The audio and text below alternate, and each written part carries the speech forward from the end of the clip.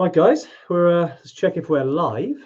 Davla, see if we're all good to go, mate. If we're all good to go. Yep. I was Let's just have a countdown. communicating with the Lozatron 5000, but I think we should be on. Awesome.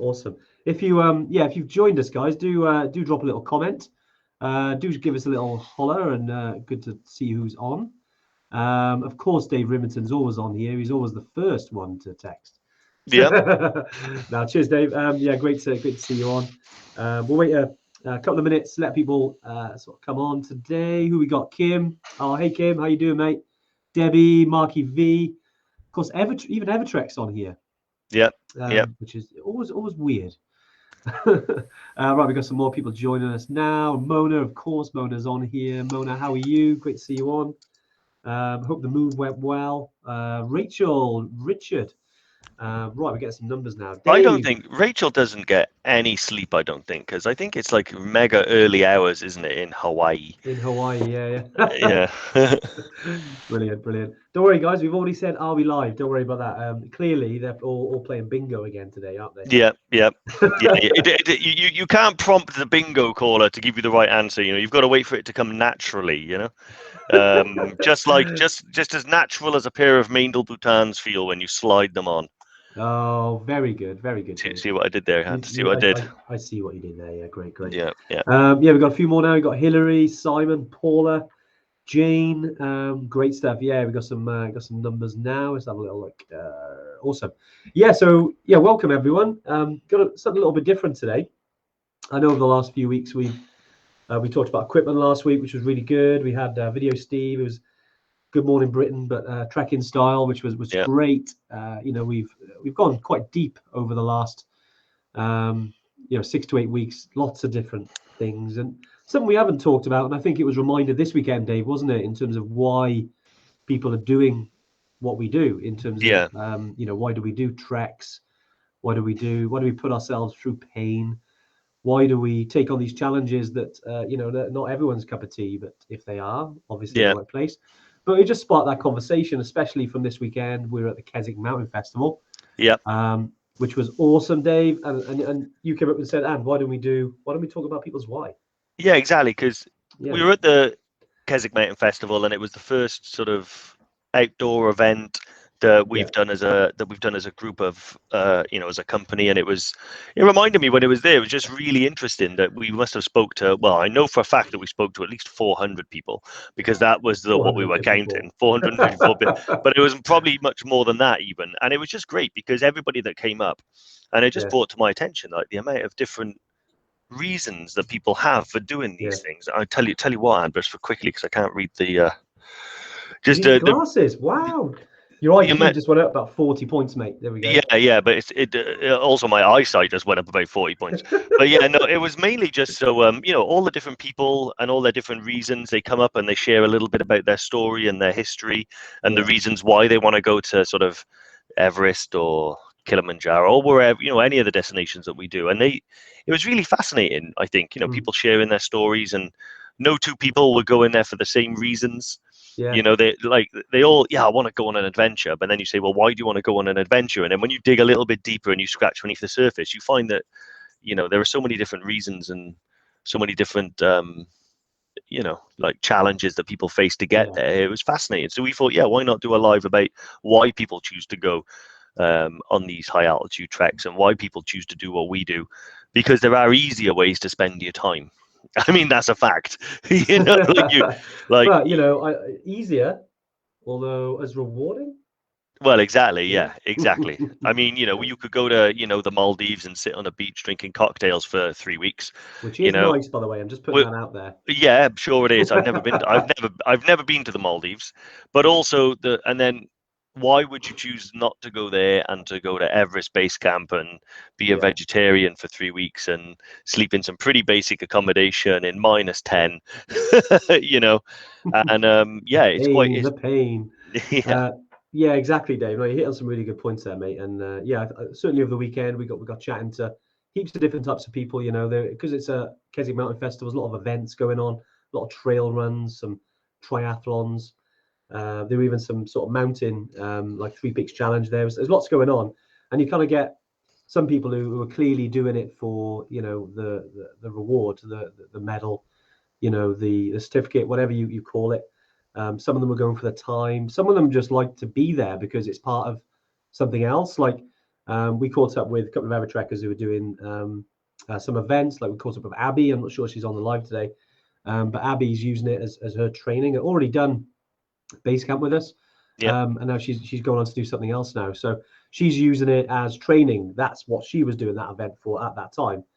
And then you got people, you know, maybe on the flip side who maybe want to do it for other reasons. You know, it's just good to get outside and good to, you know, for the mental side of things, which is, you know, a big one right now, isn't it? You know, in our community, I know a lot of people talking about this and getting outside. Whilst I'm talking, by the way, do excuse me and Dave if we're a little bit throaty. We've been talking all weekend. So yeah, we're still trying to catch up. Our voice box is still on recovery mode. So yeah, do bear with us, guys, on this one. We only got back yesterday evening, so yeah, still getting into it. But yeah, Dave, right, where should we start then? Because in terms of why, I mean, obviously we focused on a couple of reasons there. I mean, let's talk about us to start with. You know, in terms of why do we do it? Why did you go to Everest Base Camp, for instance? The first time? I think mine was it was a combination of about 2 or 3 things. I think when I was a kid, I had a fascination with climbing Everest anyway. I had no real conception of what Everest was. You know, I just knew it was the biggest mountain in the world, but, you know, I had no idea of what it took to climb it. And then that dream went away and I started to become, you know, just a member of society that, you know, went to work every day, and I did the 9 to 5 and I worked in an office and I did lots of those things. And there's nothing wrong with that, but that's all I did. Like there was pretty much nothing else in my life. I had no activities. I didn't do any sports. I didn't do anything challenging whatsoever. And I realized that about 15 years had passed in that bubble. And I really didn't know that much about myself. You know, like was I the type of person that could run a marathon? Or was I the type of person that could cycle 100 miles? Or, you know, or am I the type of person that can never do those things? So really it was a question about myself. You know, what am I capable of? What can I do? You know, and when I was thinking about stuff to do, you know, do I sign up for the London Marathon? Do I just start, you know, do I sign up to a bike ride? And then that all, like that flame in the back of my mind that was there when I was about 8 years old sparked up. And so I had this idea that I would go to Everest, but then again, it still seemed like too extreme for me. My mind was like quite narrow in terms of what I was thinking about. And then I saw that you went there and we used to work together in a bank. And then all of a sudden I was like, well, hang on a minute. Like we did the same job at the same time. And so, yeah, I signed up and I went there, and I was as apprehensive as anyone that goes on these trips for the first time. You know, I had no idea whatsoever what I was capable of, whether I could make Everest Base Camp. And yeah, it was a challenge, and at times it sucked. And it was, you know, it was harder than anything else I ever had to do. But when I came back, like I was like man transformed, you know, like anything was possible. And I think it does do that to you, Dave, doesn't it? And I'm just reading through the comments here, and you know, I suppose just before, you know, we maybe talk about some of my journey as well. It's interesting to hear, you know, what was everyone's drive, what was everyone's reason, what was your why? You know, there's a couple just off the bat here, just reading about. I mean, it was a couple here actually. People in hospital or ICU. Well, and then you want to, you know, suddenly. I mean, I love that, by the way. You know, you're seeing something like that, and it was your part of your motivation then, by the looks of it, guys, to actually go, right, okay, I'm at a low point now. Where's my target?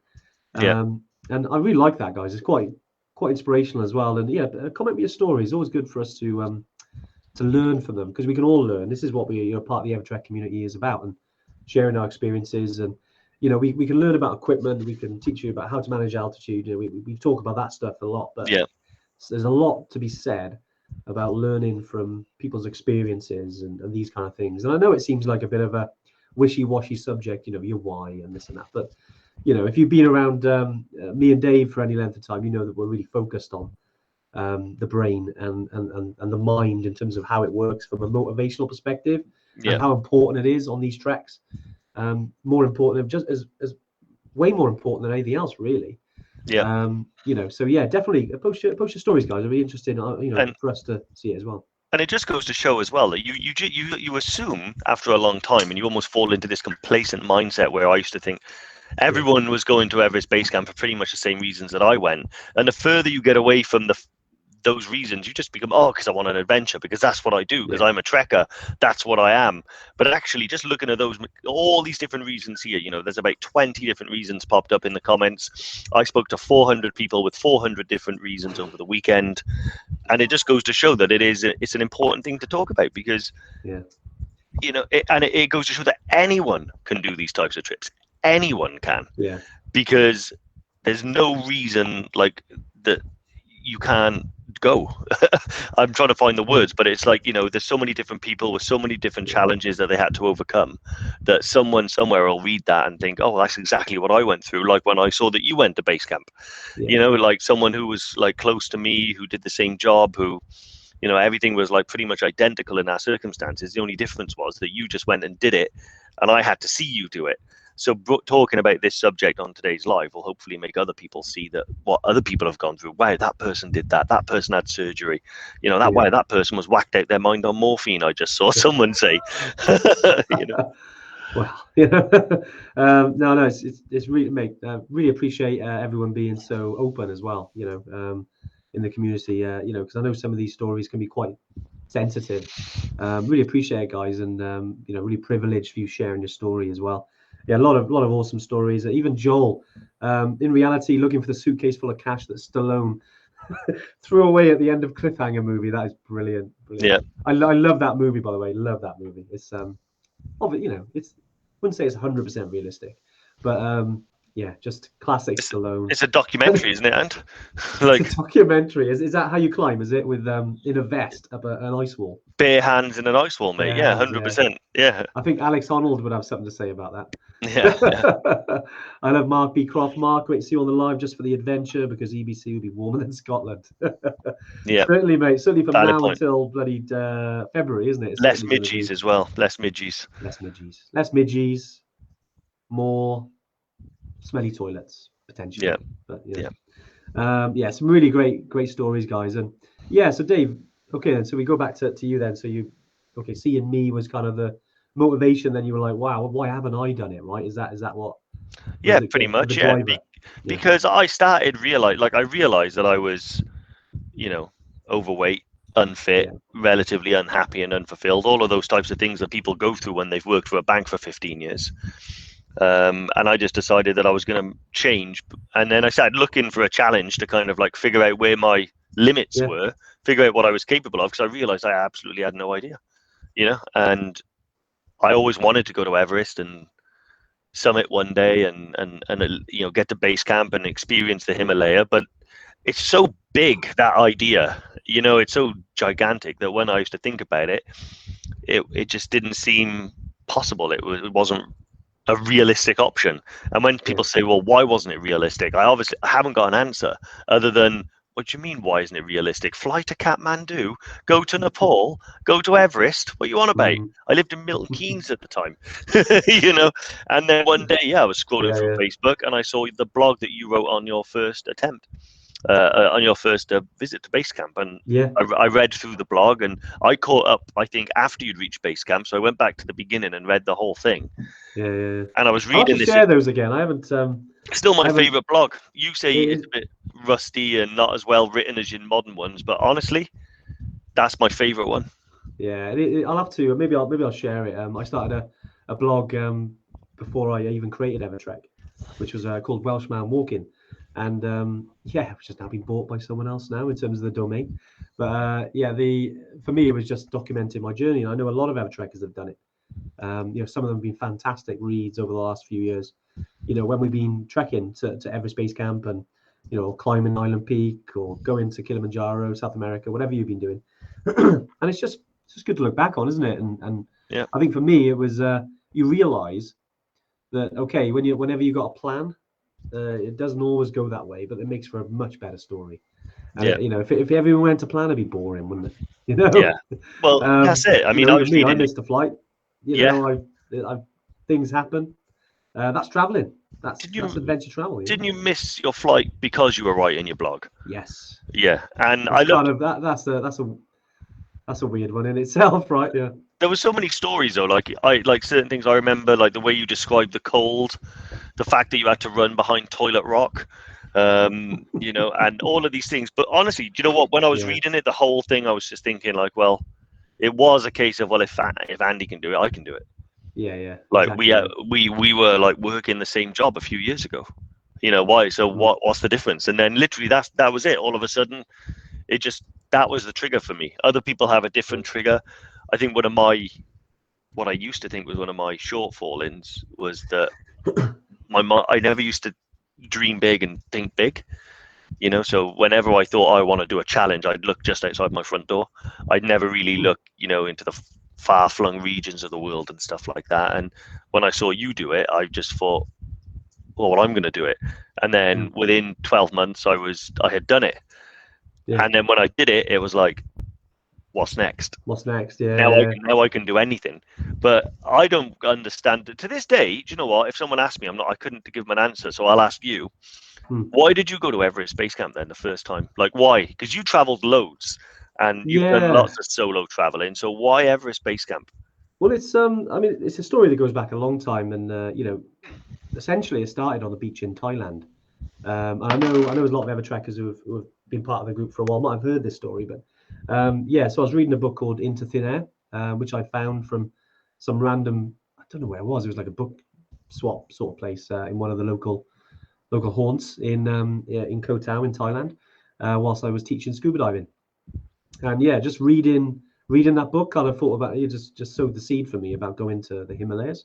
And then years later, then when I was working for Lloyd's, which is where we met, Dave. Yep. I know you'd left at that point, but I was still there, loving that wonderful job. And it was one of those where I think I needed a change, and I decided at that time, right, I'm going to just go somewhere and I'm going to start travel writing because it was something I really wanted to do. And I just remembered that. Literally looked at lunchtime one day, just Googled Everest Base Camp, found a company, and that evening I booked my flight to go to Everest Base Camp, which I left 2 weeks later. And it was one of those just moments, really. And the deeper thing, and I realized this then, is that it was also for a health reason as well, because I'd struggled with asthma, and I wanted to prove I can get there. That was my reason. And I realized that actually, I didn't have nothing to worry about. I was fine. My asthma didn't limit me at altitude. In fact, having that having the limitation on the breathing, knowing what that felt like already, maybe gave me a bit of an advantage. I don't know. Mentally, it maybe did.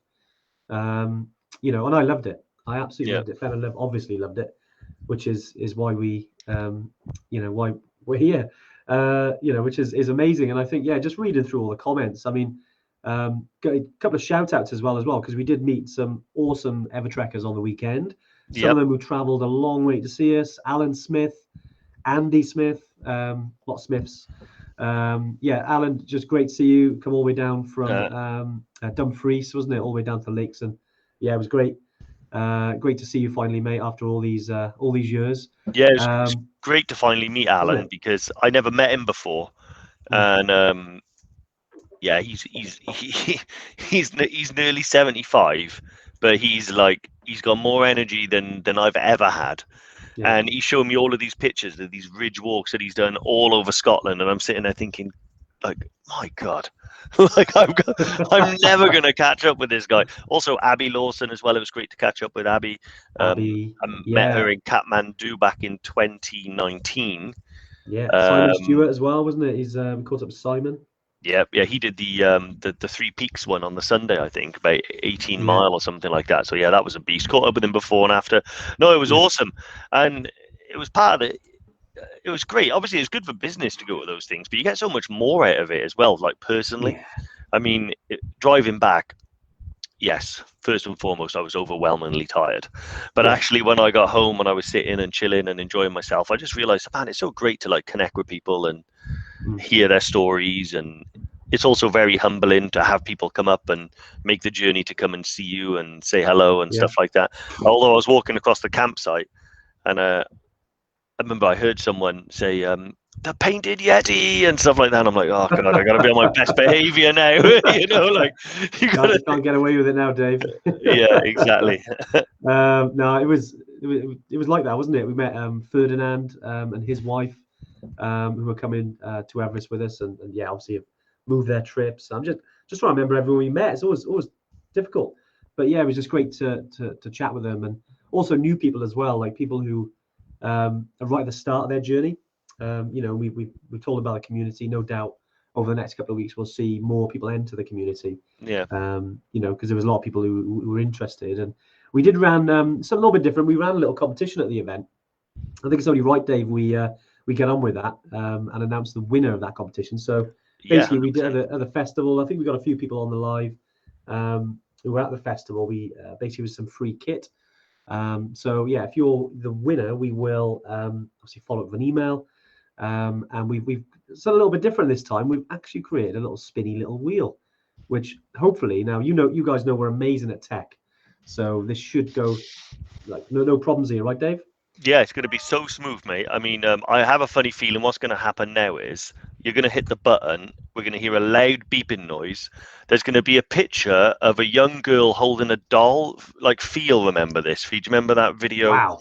Like, it's like a cut screen. Oh, is that and it was BBC? like yeah, she's like sat on some toy blocks in something holding a doll. Yeah. Someone's going to remember it, please. I'm not on acid. Yeah, the saver screen, yeah. Acid, Jesus.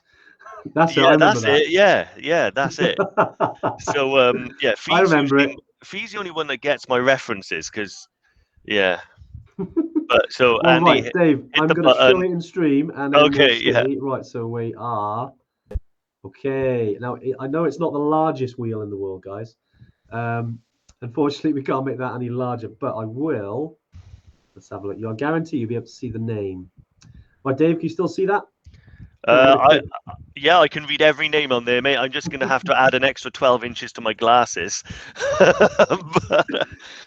Yeah, everyone's accusing me. Yeah, right, I'll do the spin-in. Can you see the spin-in? It spins a lot faster in reality, doesn't it? It does. It looks a bit spacey on there, but let's have a look. Who's the winner then? Who's the winner? And who is that? I can't see that. Neil Stevenson. Neil Stevenson. Brilliant. Congratulations. Neil Stevenson. Wow, you're gonna need a microscope to read that, Neil. But we will zoom in. I wish we could kind of hide me and you, Dave. But I know if I do that, naturally, it'll probably disappear, right? Yeah. Right. So Neil is the winner of the free equipment we did at the Keswick Mountain Festival. So Neil, congratulations. Yeah. We'll be dropping you an email right after. Congratulations, Neil. Right. Let's get that little dot out of the way, shall we? Off the screen. Let's hide that, and then we're back, Dave. We're back. Honestly, was that seamless? And I might need a minute because that actually was beautiful. Yeah, well done, Neil Stevenson. Yes, you got it. Congratulations, Neil Stevenson. Yeah, well, I suppose I'll get in touch with you, and then the painstaking and always fun job of doing shopping for £700 worth of trekking equipment for someone else. I know. It was great. We had over. There's a reason you couldn't see the names. We had over 450 people enter that over the weekend. Yeah. So yeah, it was crazy. People obviously really interested in coming trekking with us. So yeah, if you did enter that, there will get an email after this as well. With obviously we've got some runner-up prizes in our competitions that we like to offer. Right, Dave. Yeah. Right, where should we go next? We talked a little bit about people's why. Yeah. Obviously we talked a few maybe personal stories there. Just a reminder to everyone: any questions, do drop them in. I know we're talking about people's why and things, but any questions about anything to do with trekking, anything to do with altitude, just drop us a message. Anything to do with Keswick Mountain Festival, even if the question is what weight was the bag. Which Sarah Stringfellow. Sarah, great to meet you, by the way. It was actually 11 kgs. So that was the weight of the bag. So I can't remember what you went for, but let us know. Yeah, it was really tricky because we could have made it like 20 kilos, or 30 kilos, which would have opened us up to some insurance claims when people tried to pick it up. I was going to say, But you don't want to make it too heavy, right? being the duffel bag, the weight's uneven, loads of people were really struggling. We had one, I think we had a guess that was about 2.5 kilos, and we had someone say 19 kilos, and pretty much everything in between. It was crazy. But yeah. You know what? Something I was thinking, and maybe this is just something me. I was thinking, well, the people who, because we know it's 11 kgs, roughly, I think it was just under, and then someone comes in, lifts it up, and then thinks it's 4.5 kgs, and I thought, wow, they must think they're really strong to think that they can pick up 11 kgs that quickly. And then I was thinking, that's the reason they're going lower. I was just interested with the psychology of that kind of stuff. I don't know what you thought of that. I now weigh things in Jack Russells. So someone came over and lifted up their Jack Russell and then lifted up the bag, and they were like, "That's about 3 Jack Russells." So now whenever I weigh anything, I weigh about 37 Jack Russells. The van's about 300 Jack Russells. So yeah, I only weigh things in Jack Russells now. It's a much more fun and inclusive way to weigh yourself. Also, I think the weekend was mainly about the dogs for some people. Really? Yeah, whenever the dogs would arrive, you could hear Rosie emit what can only be described as like a shriek. Maybe combined. It was very loud. Yeah, it was a shriek that ended in a loud squeak. And quite often her arms would go up like this, and she'd go like, and then more than once I saw her like just lying on her side on the ground with a dog. Different dogs all the time. I know. Yeah, I think I was the other side of the festival and I could hear it. Yeah. You could, yeah. Like I'd be wandering around like getting like something to eat or something, and I'd hear like, but then I'd be like, oh, Rosie's found a collie. And then there was Digby, wasn't there? Digby the Dalmatian. Dave, don't know what breed he was, but he was a legend. Dave. Oh yeah, Dave the dog. Yeah. Yeah, Dave the dog, yeah. You're a different breed, Dave. Yeah, I'm a different breed of dog, yeah. There are some questions actually coming in, which is really good actually. Around, where was it? Oh geez, I've probably lost the questions now. What weight was the bag? Okay, yeah, we answered that one. Even Kim mentioned, now that that would make a tune in. What do you use for weight or height distance comparators? Yeah, that's quite an interesting. What do we use as a gauge? Yeah, in terms of weight distance? Obviously we've decided is Jack Russells. Or cats if you're a Mona. Or cats if you're a Mona. Yeah, but cats is difficult because it's a much smaller measurement. So the numbers are ultimately much higher. It's like weighing something in grams instead of kilograms, Distance-wise, what would be an interesting distance one? Tune out, guys. Just make a cup of tea right now. Like distance. Don't tune out on the tune in. Yeah. What would be a good distance one? Come back to it. We'll come back to you when I have. Off the top of my head, I was thinking with distance. Sometimes, if you're into, you can kind of gauge. Okay, I know roughly that how long I can walk in 10 minutes. Yeah. So if I'm walking for 10 minutes, I know I've gone a certain amount. So that's me gauging, the distance. I'll know, say I can do a mile in 10 minutes or something. Yeah. I'm moving quite quickly there. Not as quick as Spud, who was on the live. Douglas Smith is finally on the live. Sir Edmund Spuddery. Mine, I think I measure distance in swollen knees. So if I get like a mile, that's only about an extra inch or two on the circumference of the knee. 5 miles, that's probably going to be 3 to 4 inches. So all I got to do is measure the circumference of my knee, and I'd be like, yeah, I've walked about 8 miles today. It's the size of a zeppelin. Brilliant. I'm just reading some here. Well, people, how many Jack Russells can the Evertrek duffel bag hold? In 15 kgs. 15 kgs. Good question there, actually. So I would say that it's a good 6 Jack Russells in an Evertrek duffel bag. You reckon? Yeah. It depends how sedated they are. Wow. Brilliant. Distance in yaks from Stuart. Yeah. Yeah. I suppose you could gauge that, couldn't you? Because especially in your Everest Base Camp trek, and you've got maybe 50 yaks. Yeah. Kind of going, you're thinking, okay.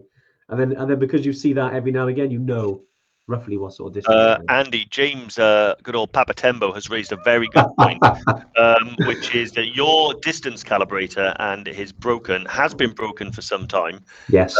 And so, I've often said that if Andy says there's a shortcut down there, your response to that is to run to the nearest National Trust maintained footpath and follow that at all costs. No, off-piste is fine. But yeah. James, great to see you on the live, mate. I remember your gauge of distance on Lara Groove needs calibration. I'm trying with the distance gauge. It's always optimistic. Andy's It like, is. I remember when we did what we call the bomber trek in Brecon, and Andy's like, I got this great shortcut for the way back. It was about 5 miles longer than the way there.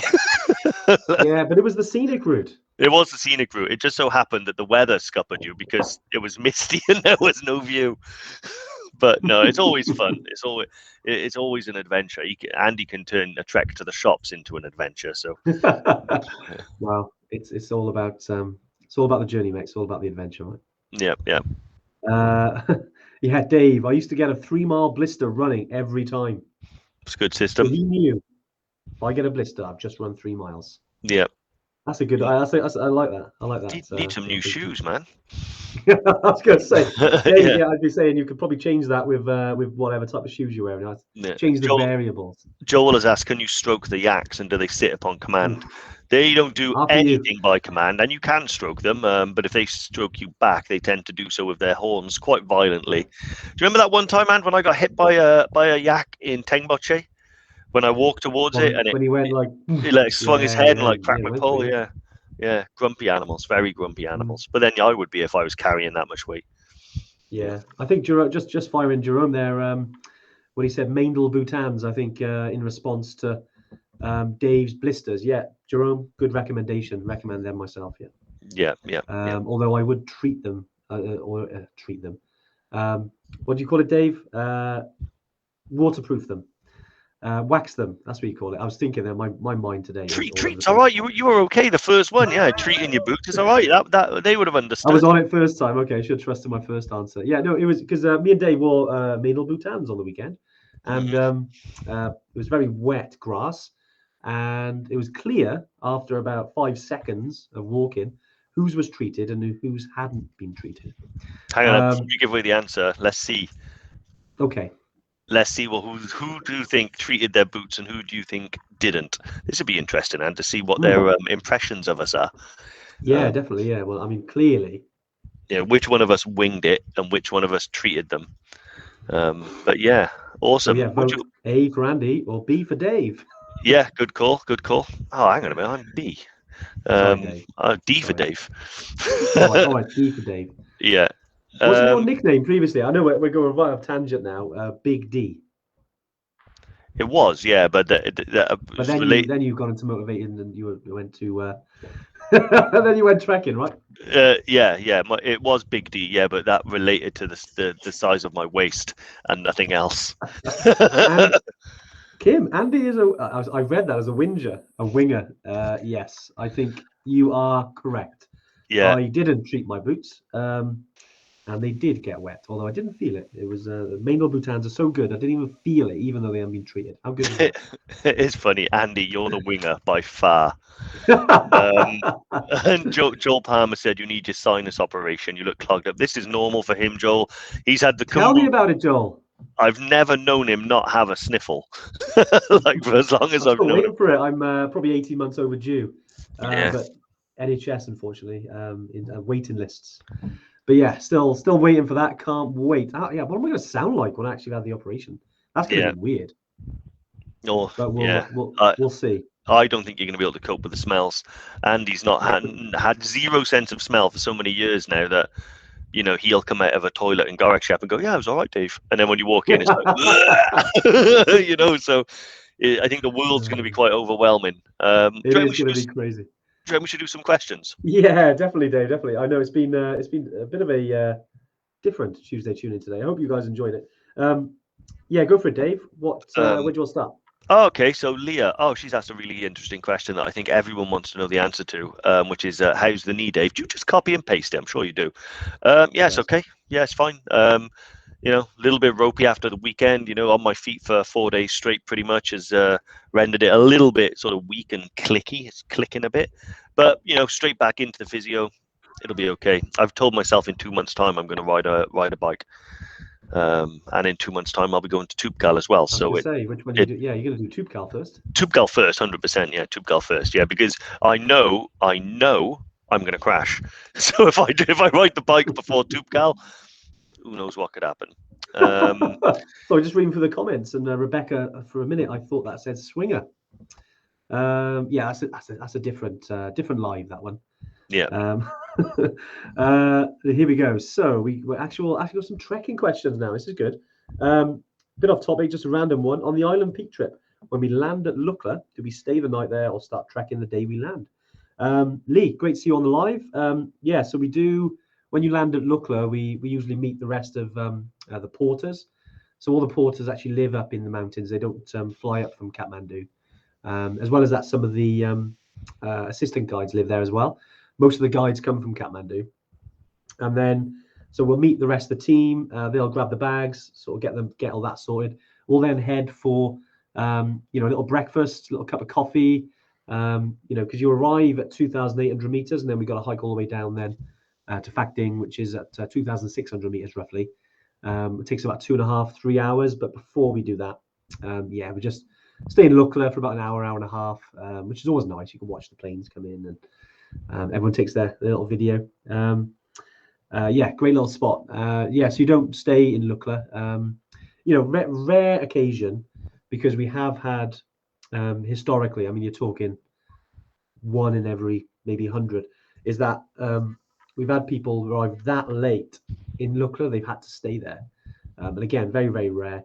I've stayed about an hour outside of Lukla in a place called Sheplung, which has one of the best coffee shops in the whole of the Khumbu, of that region. Amazing. So I was quite lucky in a way. But that was back in 2018. We had lots of bad weather. It was quite challenging. We had to do some helicopters. One of the helicopters couldn't even land at Lukla, had to land 2 hours down. So you had to hike up 2 hours to Lukla from a landing strip that was down the valley, and then hike again. It was going to be a long day, so we decided to stay in Sheplung. Awesome. Great coffee. Hope that answers your question, Lee. So yes, you don't stay in Lukla. Short answer. Awesome. Let's have a quick look here. Christopher Hurst, would you recommend a family trek, EBC or Kilimanjaro? Wife, 2 sons, 16 and 13. So both would be good. I've seen families on both trips. My opinion, which is not necessarily fact, is that EBC would probably be a little bit better, because summit night on Kilimanjaro is pretty intense. It's very, it's a big challenge. Depends on the family, I guess, but Everest Base Camp is very challenging and very, it still offers all the challenges, but it's a more gradual ascent, and it's more like you're traveling from A to B as opposed to climbing one specific mountain. Kilimanjaro, obviously you're there to do one job, and that's reach the summit of Kilimanjaro. So when you've got summit night on, it tends to be sort of like get your head down, and it's a night trek. You're up for over 30 hours. It's at altitude, so it's a really big, awesome challenge. But maybe if I was going there with all my family and stuff like that, I'd want something a little less intense. And you are intense all the way up. So yeah, I would say perhaps, very good, Dave. Perhaps good. EBC, but that's just my opinion. Do Kili if you want to as well, but I would say my opinion would be EBC. Yeah, I think just share my thoughts on it. What would be the best? I mean, there's, if you're looking outside of those two, maybe Machu Picchu could be a good one for families. In terms of the altitude profile, maybe even Tupkal.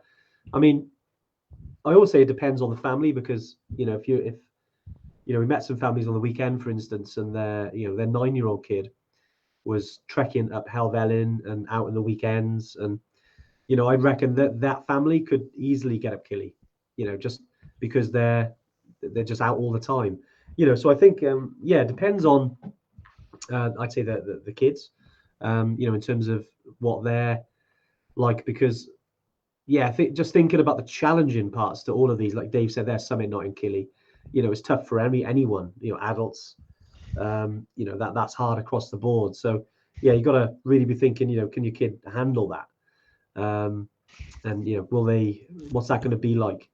So something to think about. With Everest Base Camp, I'd say out of those two would probably be easier. We do see a lot more kids on the Everest route rather than on Kili, so maybe that gives you a little bit of an idea. But I reckon we're having a chat though. If obviously you're thinking about bringing the kids, and Chris, I forgot what trip you booked in now, but yeah, definitely worth a conversation, and we can maybe have a chat about it and see if if we can what trip is best for you. Yep. But good question, though. I like that. Awesome.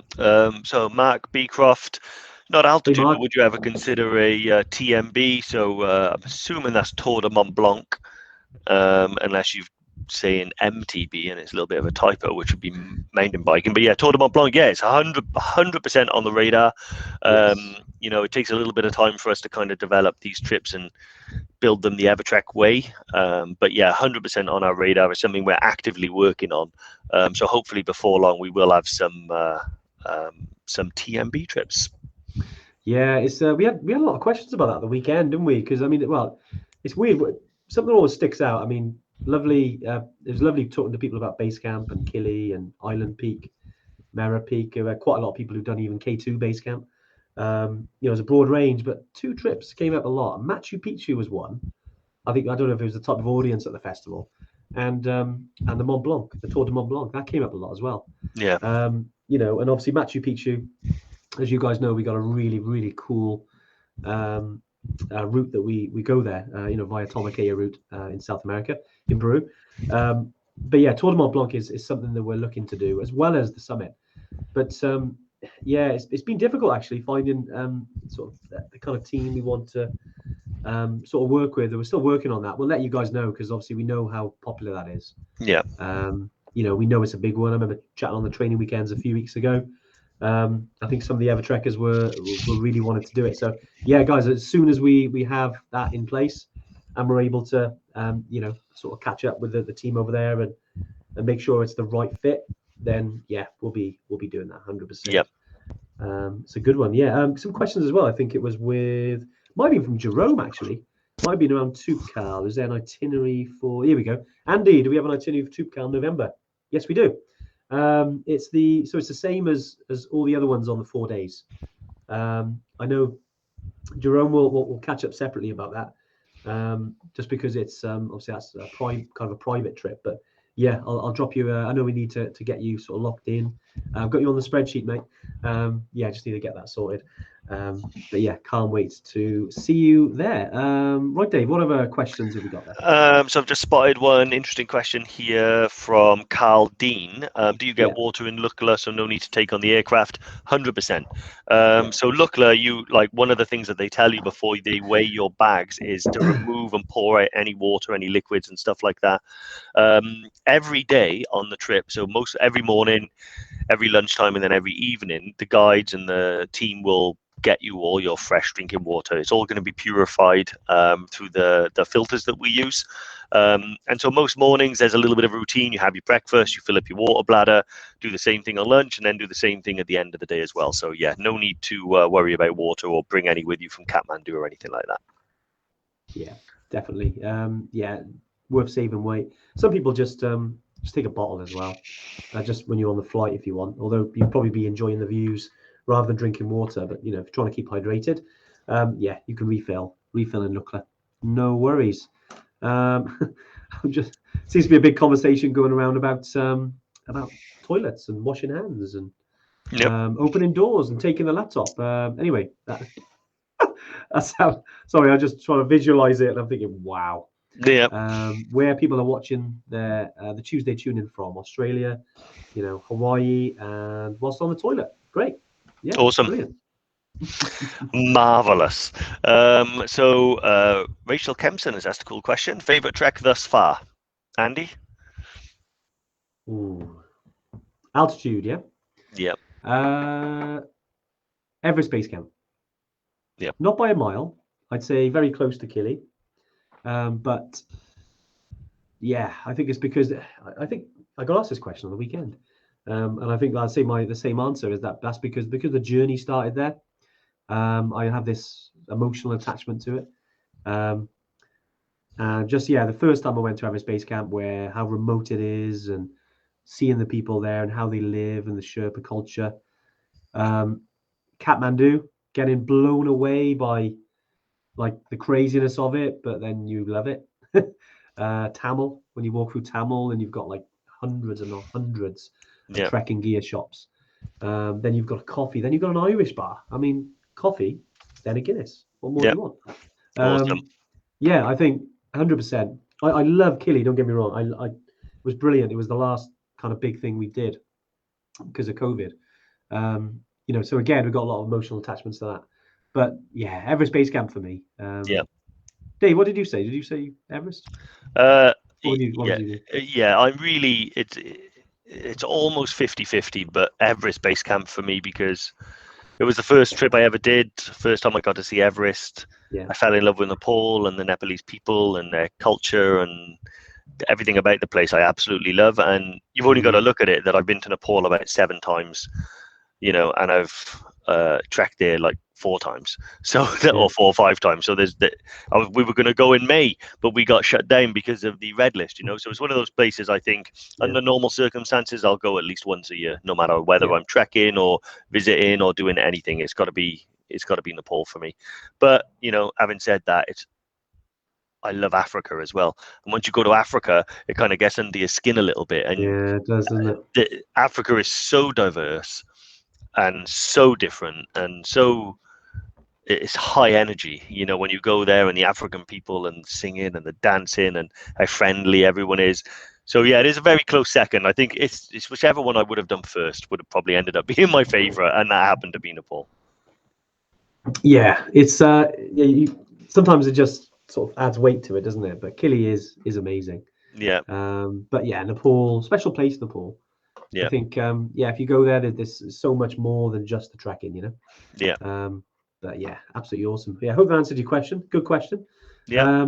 Just seen Stephen Smurthwaite. Steve, great to see you on here, mate. 3 years ago, you're on Triglav in Slovenia. You know what? I remember when you posted about that. It doesn't feel like it's 3 years ago. Just to say, yeah. But you, I know you did some Via Ferrata there, didn't you? We've actually we've been sourcing a good company in Slovenia, actually. Very close to sorting that out, Dave, aren't you? I know that. Yeah. So I'm technically off work this week, but next week I'll probably be putting the finishing touches on that one and getting it all ready. So not long after that, we'll be doing some adventures in Slovenia and Triglav and it's on the green list, right? exactly. So it just makes travel a little bit easier. Yeah. But yeah, awesome. Can't wait for that one. I think I don't know who it was. It might have been Diane actually, or just around. I think this year. I think you mentioned about November. I'm sorry, Diane. I'm just trying to.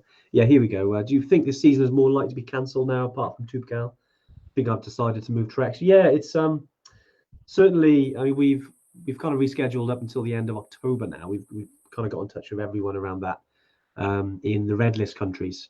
So yeah, Nepal, Tanzania.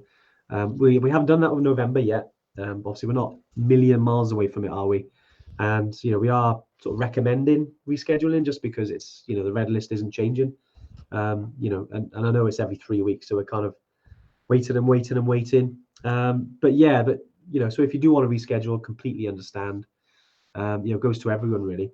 Yeah. So yeah, it's certainly it's still crazy to think that we're still here and still talking about it.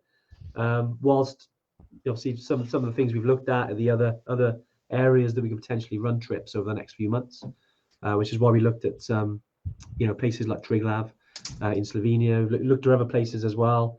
Nothing we can kind of discuss as of yet, because we don't want to put too much out there.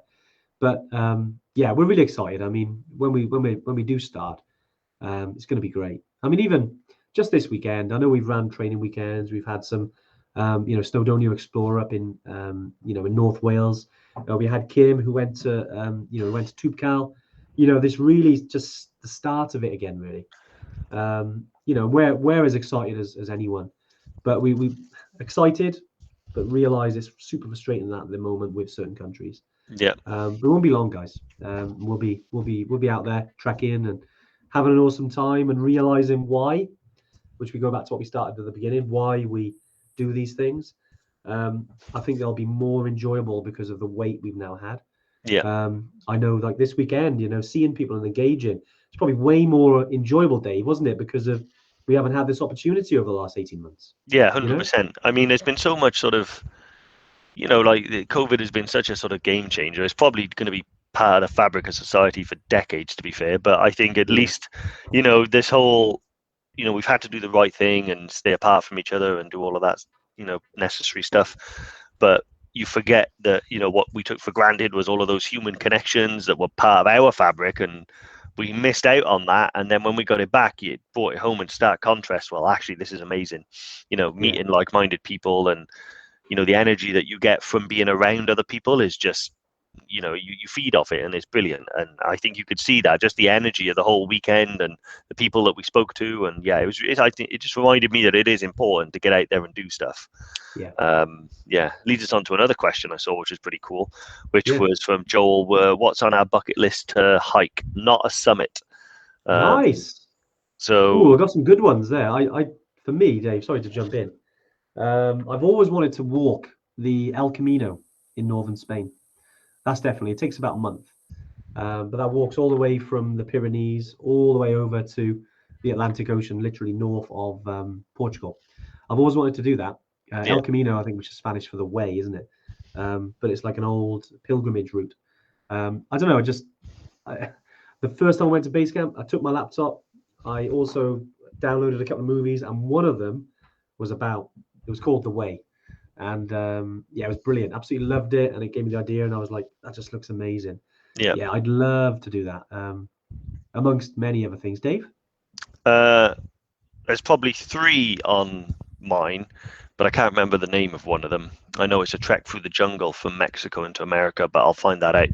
Oh, really? But there was a podcast from Outside. Outside Online, their podcast, where they talked about it, and I think it's like an old smuggling route that goes through the jungle. But no, mine would have to be K2 Base Camp, which I will be ticking off relatively soon. And then I would love to trek the Amazon. Okay. Oh, wow. I know that's a bit of a beastie one. I don't know if that'll ever happen. But ever since I read that book from I've forgotten his name now.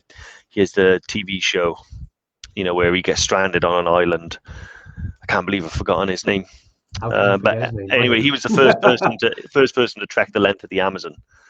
And I read that book, and it just sounded like awesome and amazing, and the cultures and the danger, and obviously so many things that can go wrong. I mean, that's again going back to why and finding your limits and stuff like that. So I remember when I thought that Everest Base Camp would be impossible, and then I did it, and it expands your mind. So I quite like to think now, okay, what would I consider impossible now that I would still be willing to give a go? And I think the length of the Amazon would be for me. It'd be a challenge, wouldn't it? And I know we're off the topic of altitude, but Ed Stafford, brilliant. He does a lot of inspirational speaking, actually. I feel like connected with him on LinkedIn. He's a really really cool guy. I'd have to try and get him on the podcast. Yeah, so thanks, Dave. Thanks, someone else that gave me his name as well, James Ashley. Ashley, Oh, of course, James knows. He knows everything. James, a few comments about your your frozen beard pic this weekend, mate. You were on our gazebo.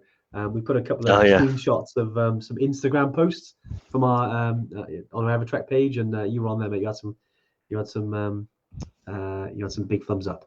Brilliant. Another one. The Kingsleden, which is the King's Trail in Sweden. I've always wanted to do that, and you can do it. Obviously, it's quite long, but I think you can do it in like a week. No, sorry, longer than that, 2 weeks. But there's sections.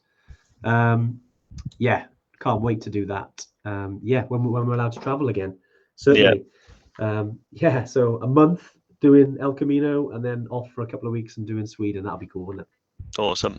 Another one. Sorry, just ideas now, Dave. I've always wanted to hike across Iceland. Oh, that'd be stunning, wouldn't it? And we're actually quite close. I'm in the research of doing that. We'd like to run some trips over in Iceland. And again, I know it's not altitude; it's more trekking, but it's something that with the way the landscape is, it's really, really good.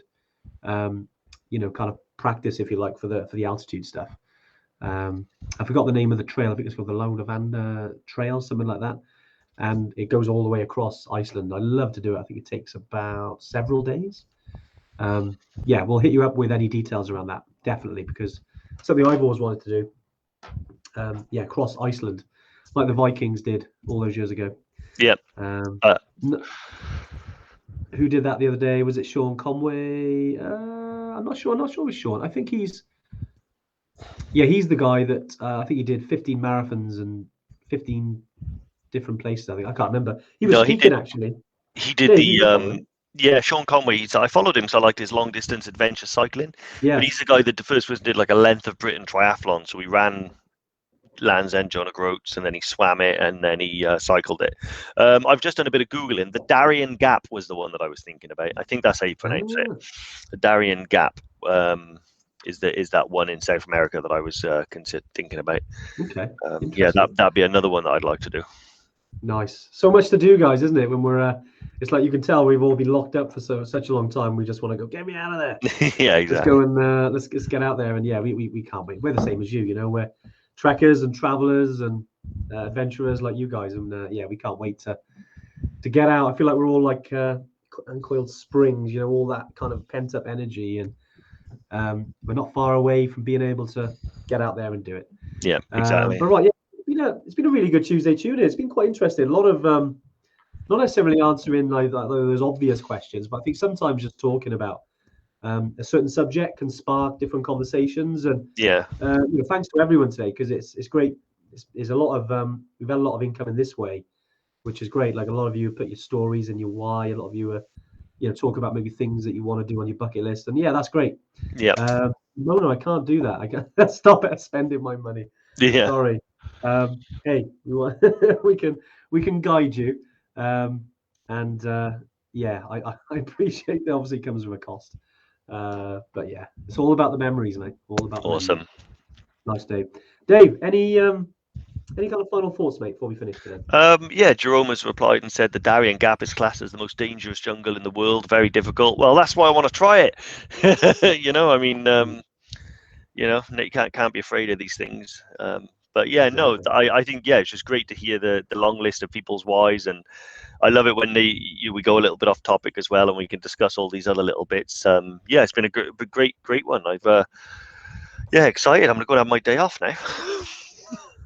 Yeah, Dave, really appreciate you coming in today, mate. I'll never miss one. Like I said, even on your week off, fair dues. You want to do the Tuesday tune-ins? I've never missed a scheduled one, mate. I'll have to be dead before I miss one. Wow, this maybe in the Darien Gap.